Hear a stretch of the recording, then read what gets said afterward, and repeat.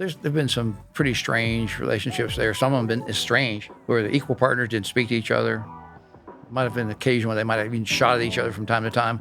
And I've sat in a room across the table from those guys, and one of the attorneys said, "Well, no one's carrying any guns in this room." I'm like, well, there's at least 3 in here I know of. Let's keep this thing real civil,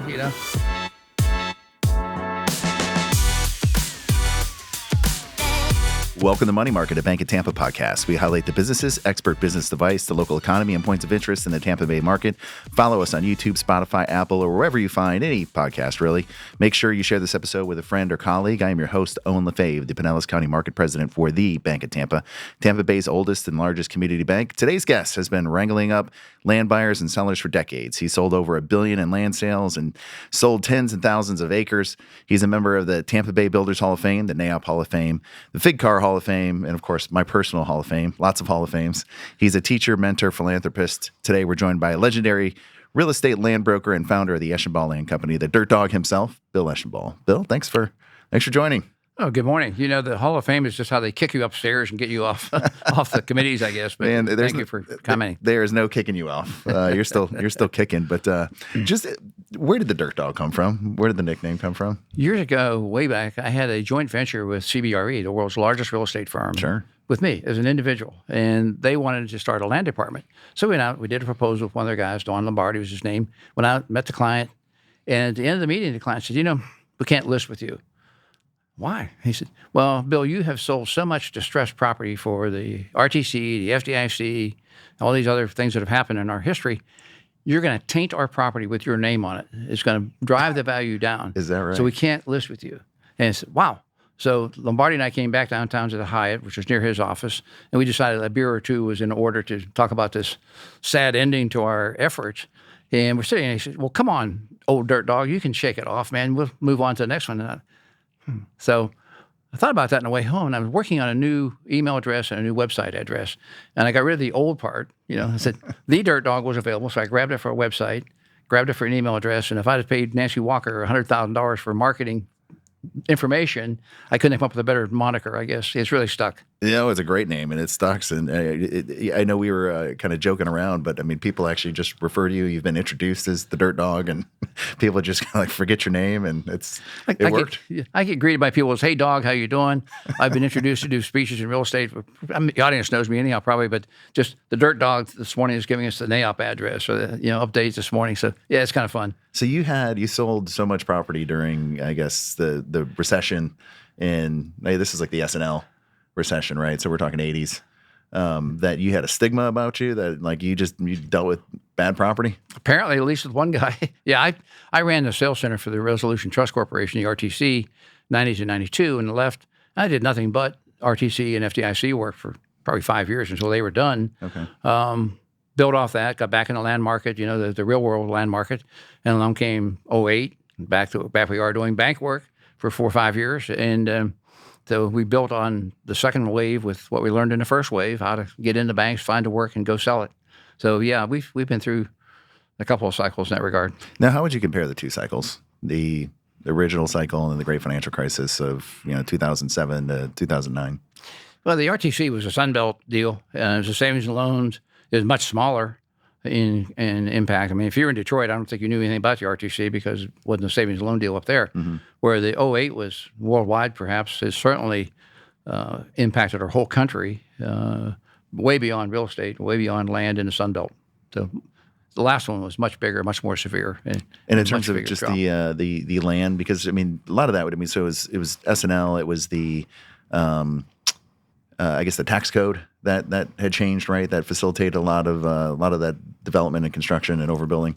Well, Congress, as you know, never takes blame for anything, but they went back and they deregulated banks, they deregulated savings and loans, they created the $200,000 jumbo CDs, and they permitted savings and loans to get in the development business. Yeah. This was a great formula for total failure of the savings and loan industry because when you have easy money, it attracts bad guys.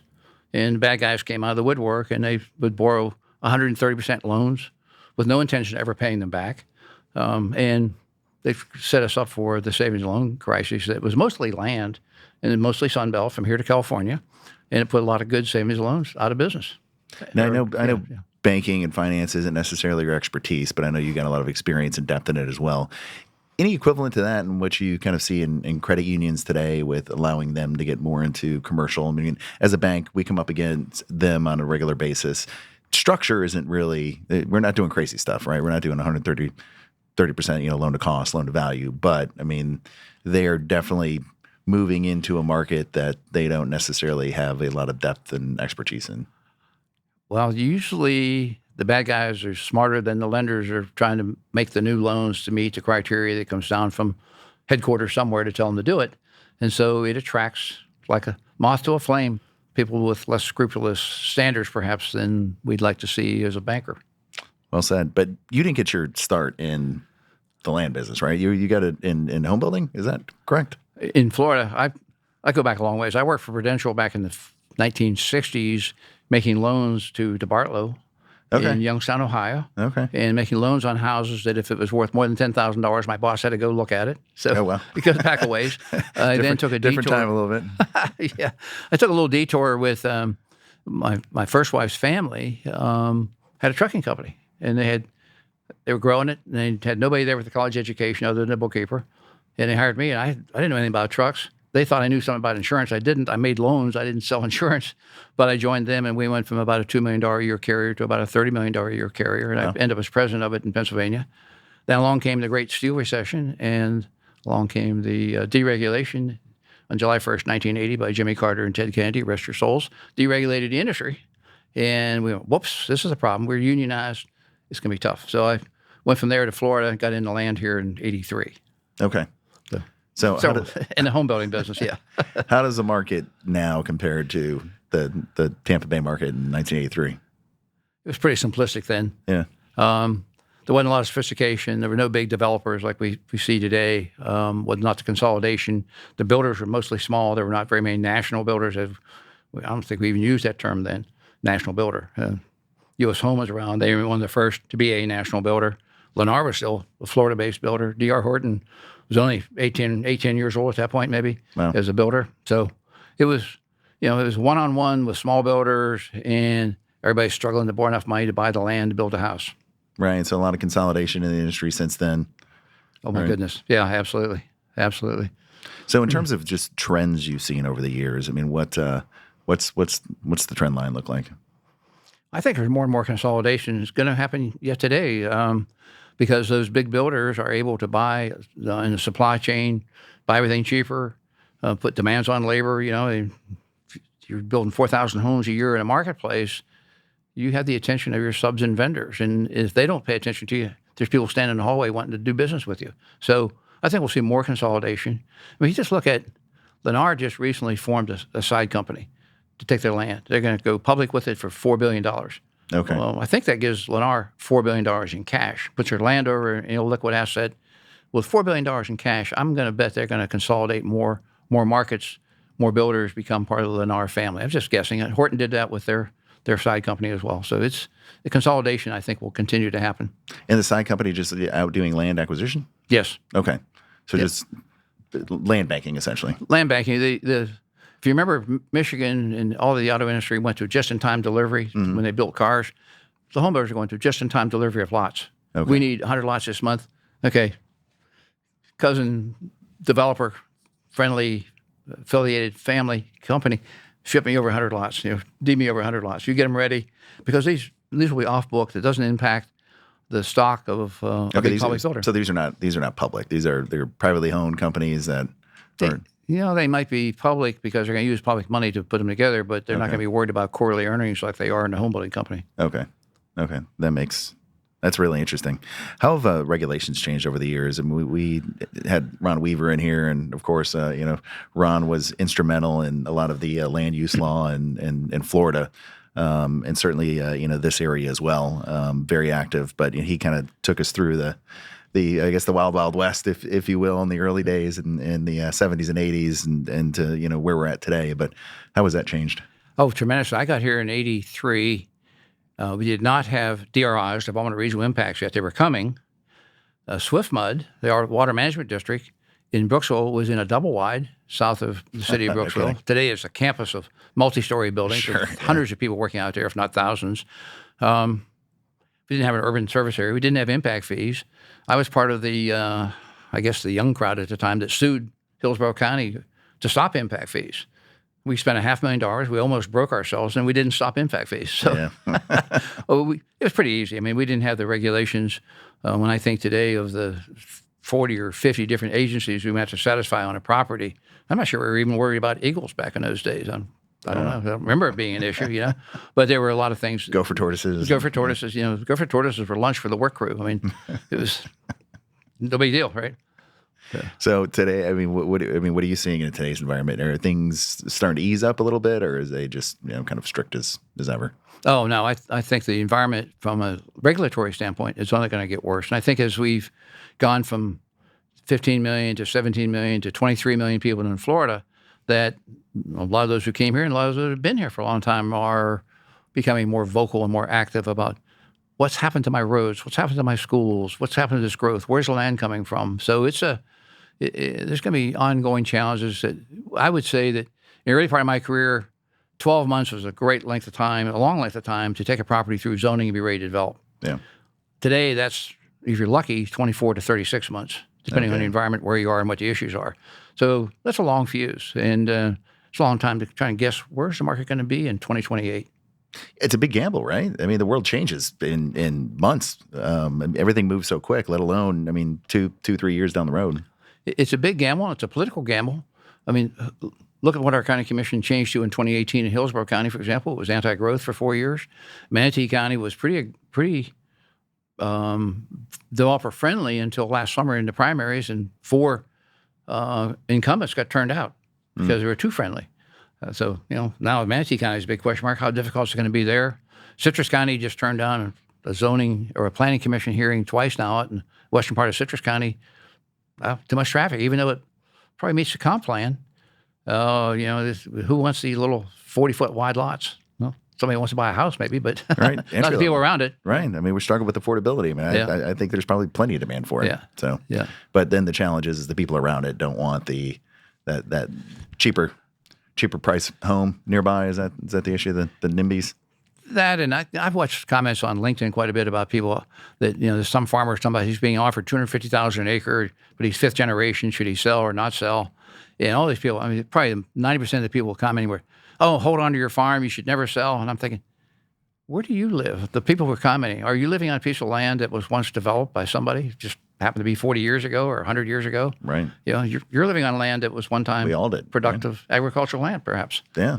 With the amount of people that we have moving to Florida, what do you think that means for the future of the cattle industry? Because I know a lot of that land is being sold. So what happens to that industry? Well, it does put a lot of pressure on it from the standpoint that if you're sitting out there on 52 today, in Highway 52, and you have a ranch, everyone around you is developing, and you look at it and go, gosh, I'm 40. My kids are still young. They're teenagers in school. What do we do? So Dirt Dog's been here offering me $75,000 an acre, $100,000 an acre to sell my land. I could take that money and go to Georgia and buy ranch land for $10,000 an acre or $5,000 an acre. Do we want to go to Georgia? So I think it dislocates it somewhat. I think it compresses it somewhat. You can't put more cows per acre here. So you can't, we don't get that efficiency. And we don't grow the grains where we have feedlots and that sort of thing. So it will eventually press us down. Think about dairies. I don't think there's a dairy left in Hillsborough County. I came here, I think there were 20. I don't think there's a dairy left here. We have so much pressure on dairies because of the phosphorus that comes out of the cow manure, and milking cows is not an easy job. Right. Okay. That our milk is going to come from Wisconsin or somewhere someday. And you think it's expensive now, wait till 10 years from now when it's trucked here from Illinois or somewhere else. We're not going to we're not going to raise many dairy cattle here, and we're not going to produce a lot of milk in Florida. And I think our beef is headed kind of in the same direction. Kind of pushing out to... Now, there's some protection that we have these big ranchers that are doing conservation easements.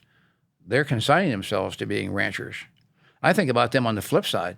What happens is they comes 50 years from now that we don't eat meat. There's moving afoot for that, where we have artificial meat made out of proteins, or I don't know, green beans, I don't know, soybean or something. But if we're not eating real meat, and my granddaddy put a conservation easement on this 10,000 acres out here, what am I going to do with it? Right.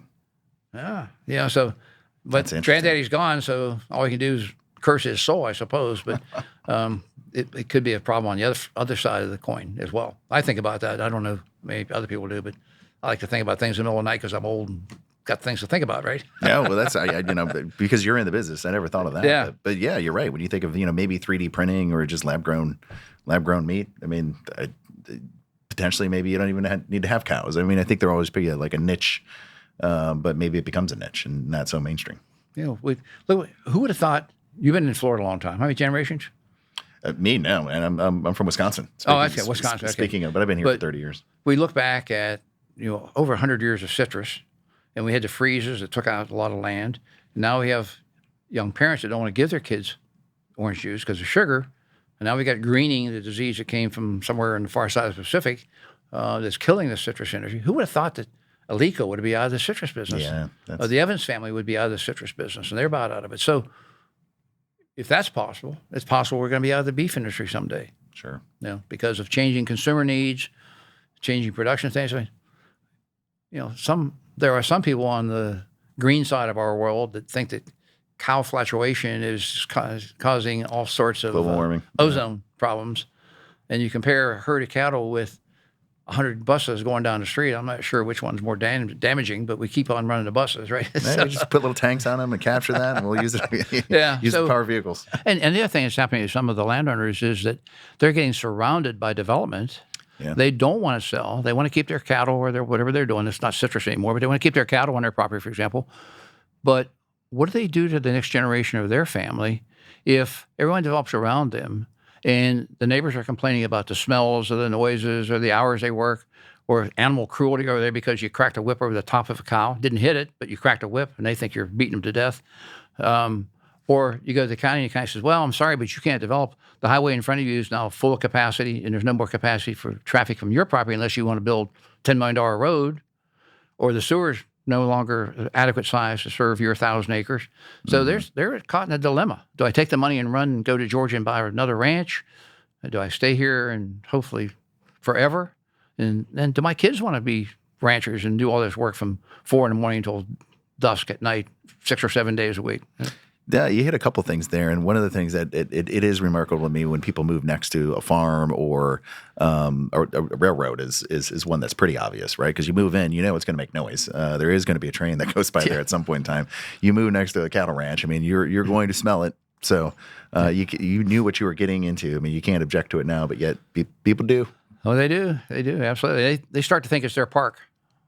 Yes. I actually had cattle on my own on 100 acres up in Pasco County, and we had no trespassing signs. We had a bull out there that would run over you if you got a chance. And I went out there one Sunday morning, and there's a man, a woman, a daughter, and big old Doberman walking across the field.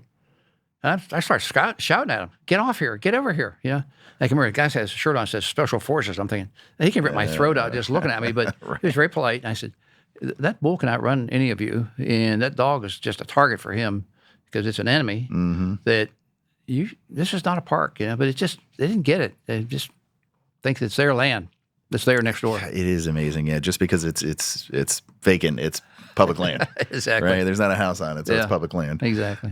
What would you say is the biggest risk to like land brokers in today's environment? I think a couple things. One is time. How do you make a living? How do you live for 3 years? Because I tell my young people when they come on board, we're up to 11 of us now, by the way, but it's going to be 3 years. The time you start with us, if you're successful or not, and if you're making enough money to stay in this business. Because it takes that long to get through the process. And we try to feed them deals early on to get them going. So that part of it is a big risk. The second part is just becoming competent in technology that'll keep you viable, that'll keep you relevant to somebody. Our home builders are doing a great job of hiring lots of bright young people with master's degrees and law degrees and giving them all the technology in the world that they go out and try and call on ranchers and farmers directly just to feed their own pipeline. So we compete sometimes with our same client base out there competing with us. So it's a little tough. You got to have some fortitude, man. You're going to have some losses before you have. Yeah, 3 years is a long time to not know if you're going to make it or not. Yeah, you're blowing through your savings and reserves. Yeah, so. Exactly. We preach to our guys, the only debt you ought to have is a mortgage that you can afford. Pay cash for your pickup. Don't have your kids in private schools unless you can fund it and you know where you're going to live for the next 4 or 5 years, because this market can turn in a heartbeat. No, we've and seen when that. it falls out from under you, there's no stopping it. Yeah, I mean, that's great advice. So what about technology? You mentioned it. I mean, and I'm sure the world has changed dramatically over the 40, 50 years you've been doing this. I mean, what piece of technology today could you not live without? Might be drones. Okay. Certainly the internet. With everyone now wants to go to text or something more beyond that. The emails are sort of passe, but the traffic we get on our emails, our text messages, and some of that we've actually gone to the QR code on our sign, so you can go directly and get a package if it's Sunday afternoon. That I don't get a phone call from somebody. Well, can I buy 20 acres of that 1,000 acres out there on 52? No, you can't.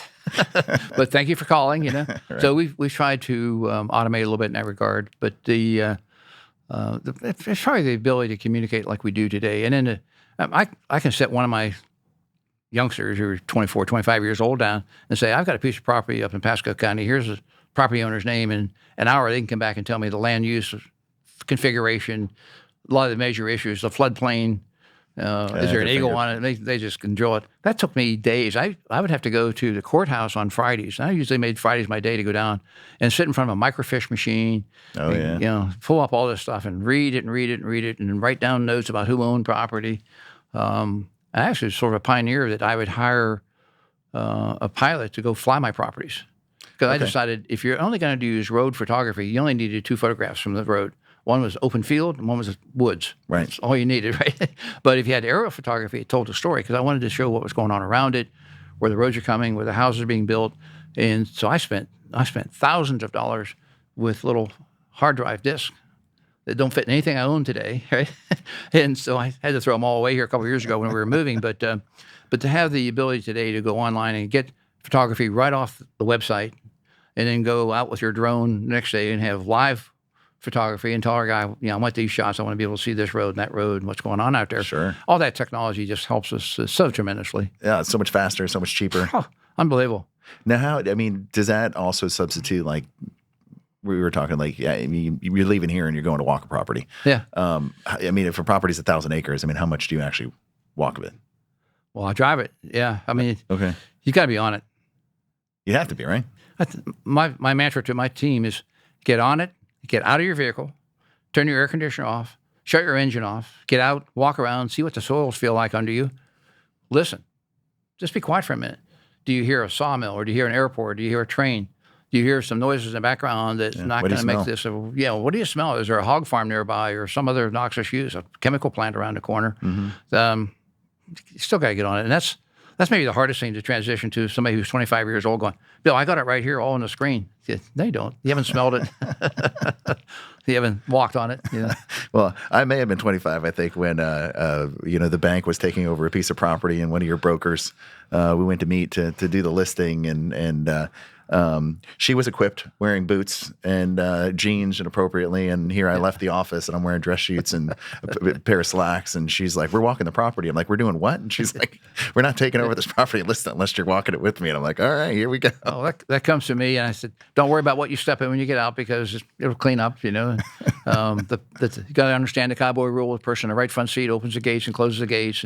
And I think everyone's still following my mantra that you have to have a 4-wheel drive vehicle to be part of the team. That would make sense. You need to, if you're actually out driving the property, doing what you're supposed to be doing.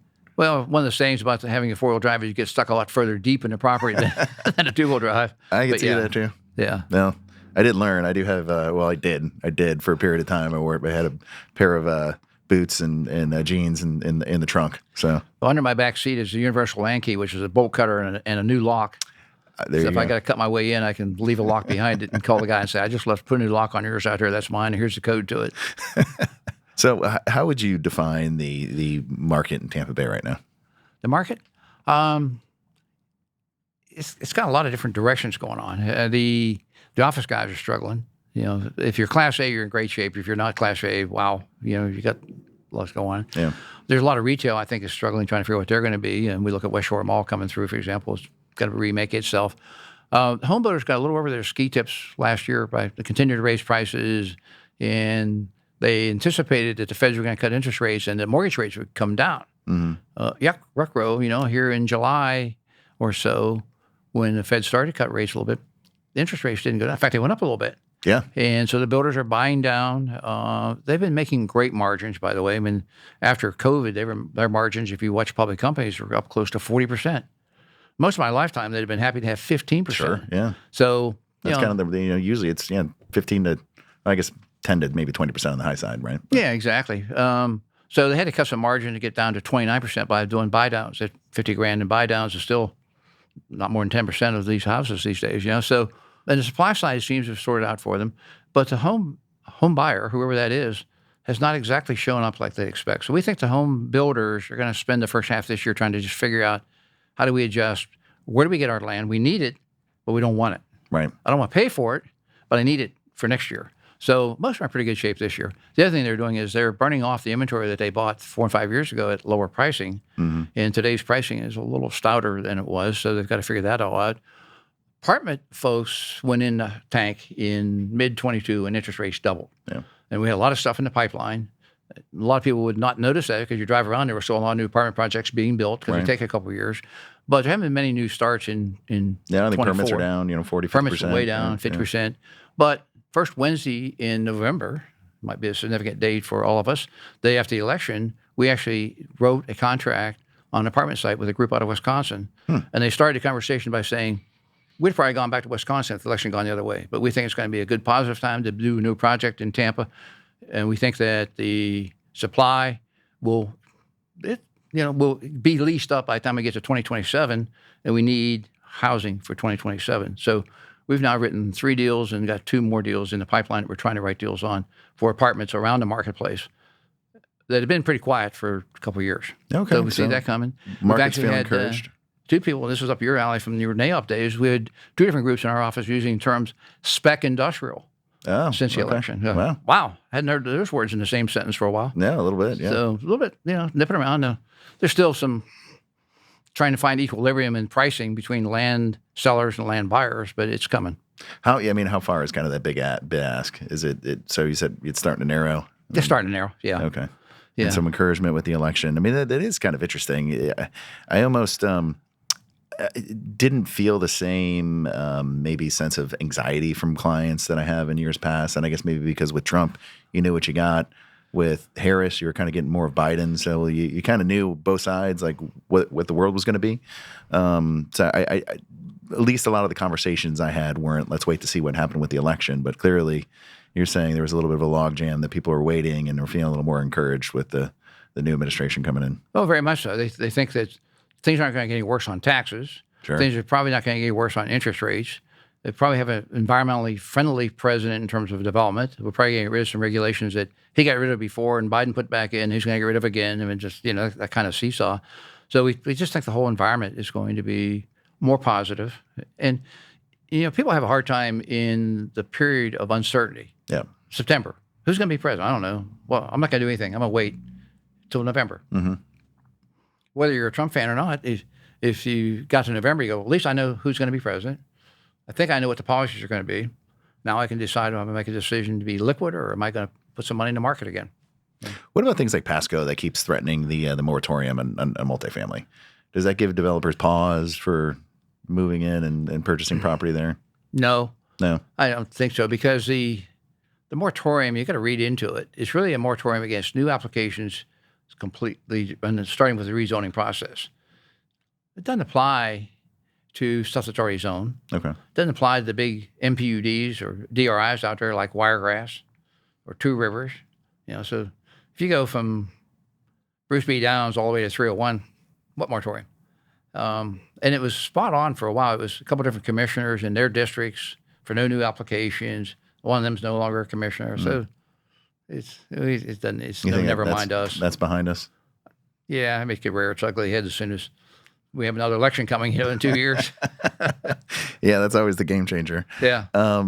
In terms of just you were talking about the farmers and the I guess balancing whether or not to sell or keep on farming. How do you balance the two? Because obviously we need agriculture in the market. Yeah. But people are moving here and they need a place to live. And if we don't build housing, housing prices get out of control. So in your opinion, I mean, what's that balancing act look like? Well, it's got some really tough issues. Alico announced yesterday, the largest citrus company in Florida, we're done. We've been beaten by greening. Yeah. You know where that came from. Yeah.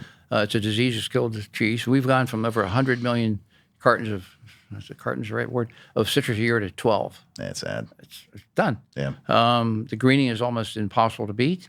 So companies like that have to make choices, economic choices from the standpoint of being in a business.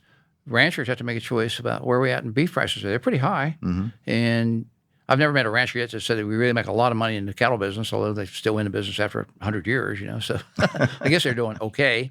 But we have to get more efficient in production of agriculture.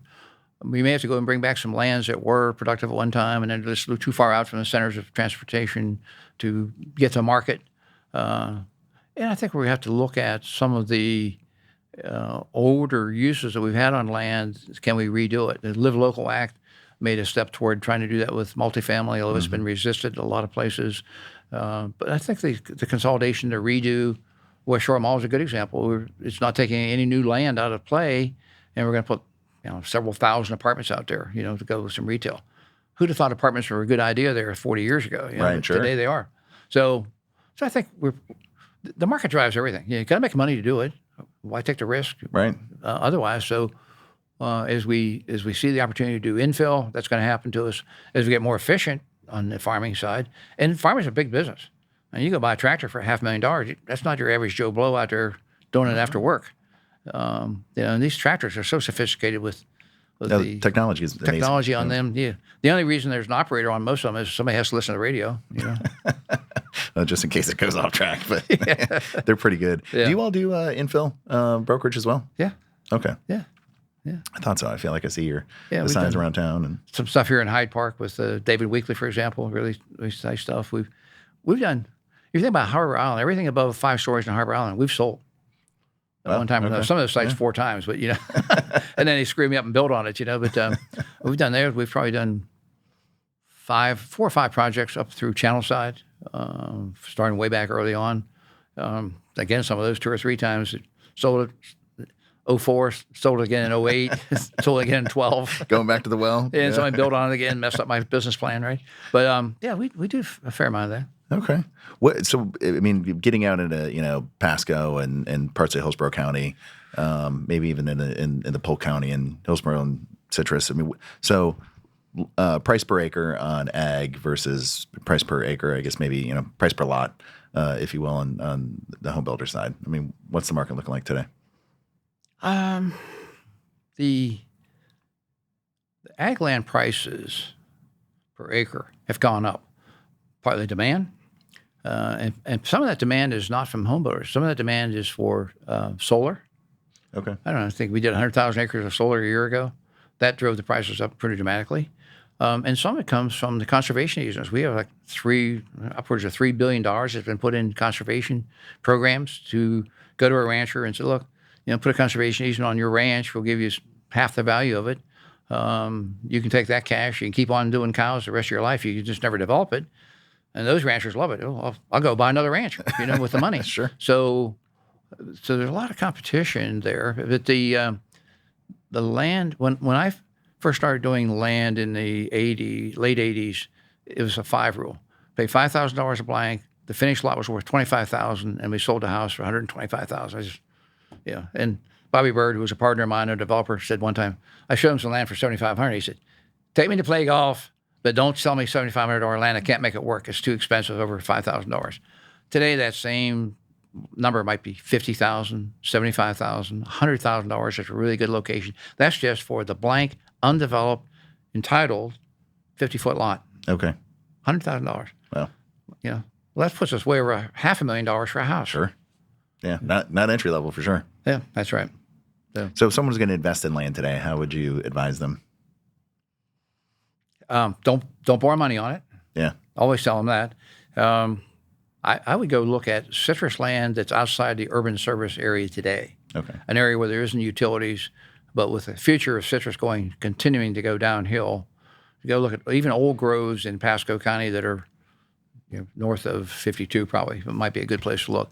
All over Polk County, they don't have urban service lines over there, but they don't have utilities either. But I'd look at something that doesn't have utilities today, but likely will 10 or 20 years from now, and probably not going to be producing citrus 10 or 20 years from now.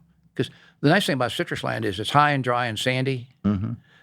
It's citrus trees didn't like swamps, don't like water on their feet, as we say. Mm-hmm. So great land for development. And just make sure it's not full of gopher tortoises because they like the same soils. Gopher tortoises, and isn't there like arsenic? So some environmental issues potentially with some of the older grows? Yeah, the arsenic was used to ripen grapefruit.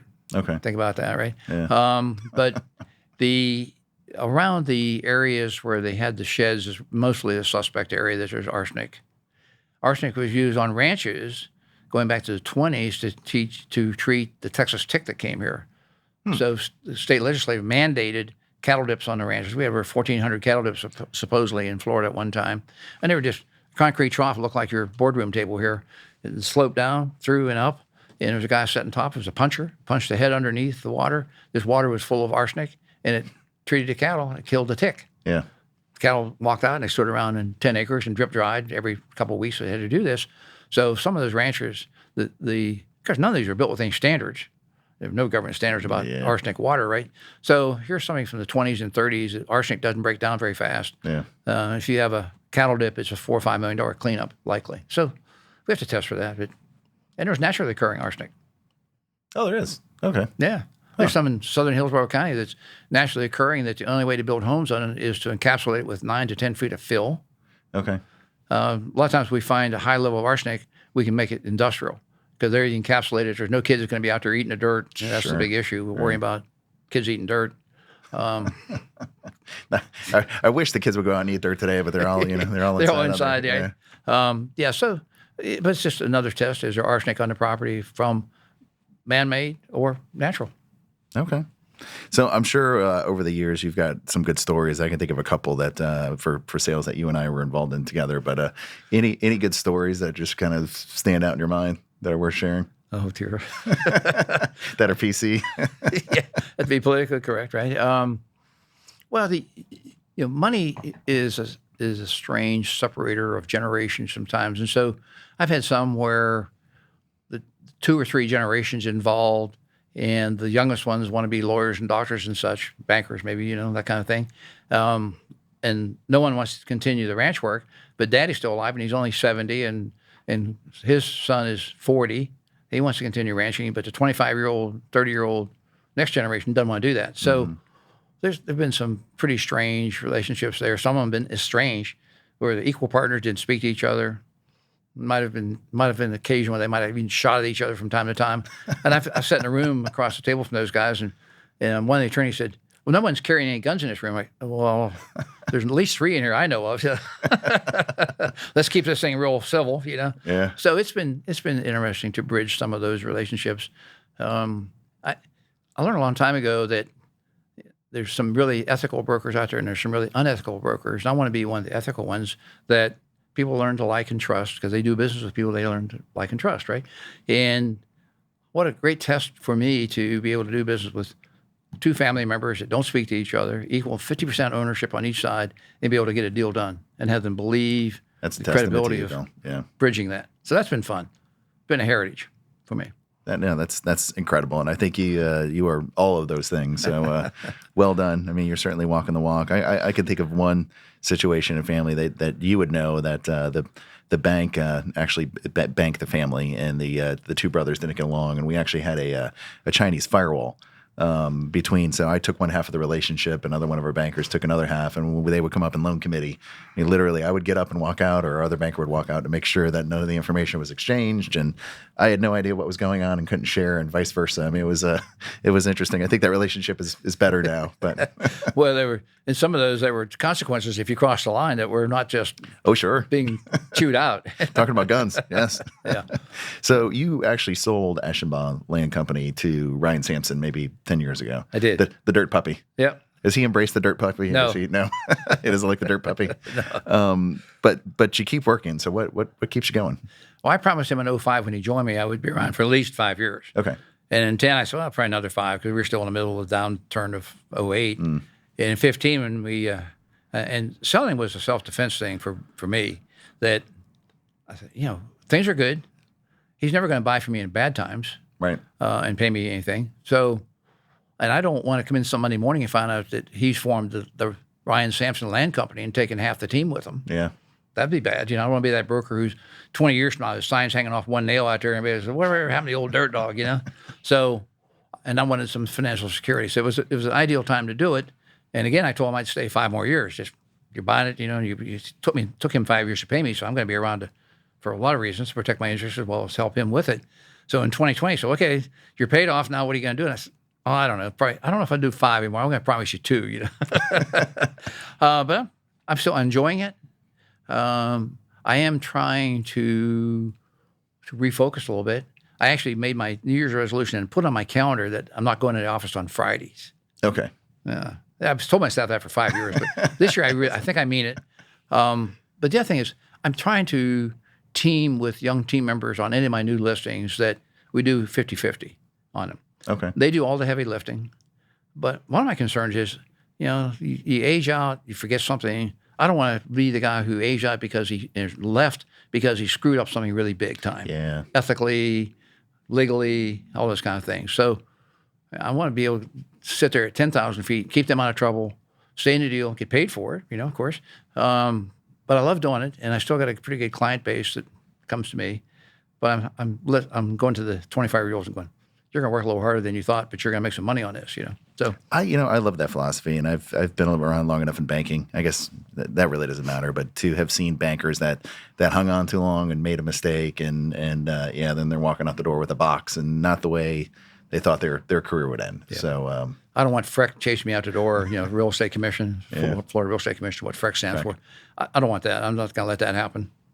So, how do you view mentoring? You've done a lot of teaching, and I know you've done some mentoring too. But how do you approach, mentoring a young broker?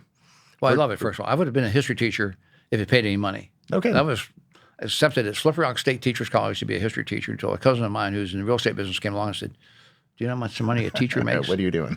$3,400 a year. I made $100,000 last year in real estate. So, wow, it was a wake-up call for me. Still love history.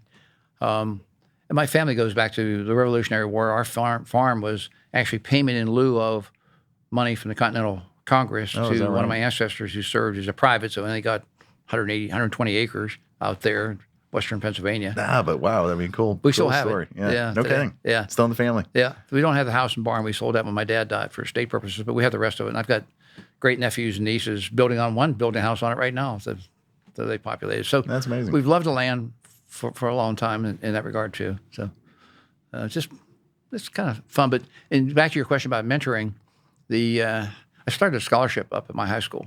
Yeah. My mother was a high school teacher, started out in one-room school. At 19 years old, she graduated in 3 years, skipped 2 years along the way as well in high school. So tough, hard-working little woman.